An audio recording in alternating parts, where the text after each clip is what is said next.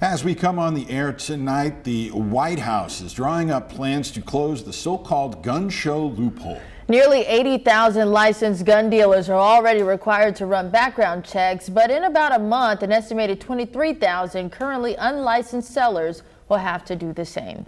Thanks for joining us tonight at 5. I'm Faith Woodard. And I'm Rolly Hoyt. The new rule from the Biden administration is set to take effect after a recent study showed an increase of illegally trafficked firearms. THV 11's Rebecca Brown joins us tonight with more on how this could impact Arkansans.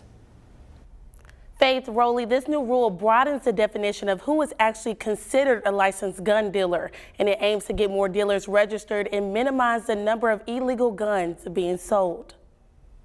Gun violence has devastated families across the country. The plea to put an end to gun violence in our country has grown stronger in recent years, leading to questions about gun control in the U.S. And that has been the goal for the Biden administration. Earlier this week, it announced a new rule to close the gap of unlicensed dealers selling guns. Recently, ATF found that the flood of illegal guns into our communities is increasingly driven by individuals who sell guns without a license and who do not conduct background checks. Nathan House, the general manager of Arkansas Armory, says background checks have always been required by licensed dealers. What this new rule does is expand the definition of who is actually considered one. It's unclear. It seems that it could be even a single gun selling to someone else, if you are making a profit from it, would be considered potentially in the business of selling guns and then require a license in order to do that. House says this new rule seems to lean towards getting more private sellers federally registered, but he doesn't think that's the solution. It's different whenever you're buying hundreds and hundreds of guns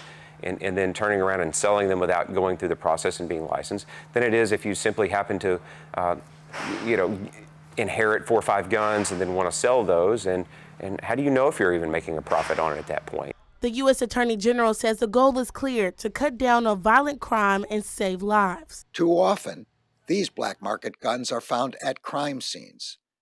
And too often, these black market guns are responsible for heartbreaking tragedies. I think most responsible gun owners don't want guns in the hands of people that are prohibited from owning guns. But there always seems to be this attack on the private sale of firearms.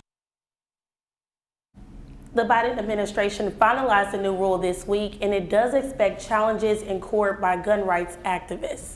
Rebecca, thank